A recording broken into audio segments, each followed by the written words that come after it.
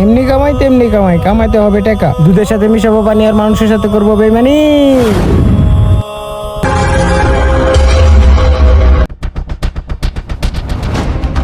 ভাই গেটটা খুলেন, আমি দুধ এলাম। ও এসেছো, নাও দাও।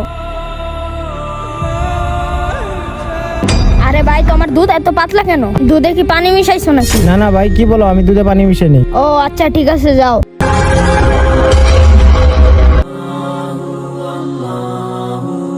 গেটটা খুলেন, আমি দুধওয়ালা বলছি।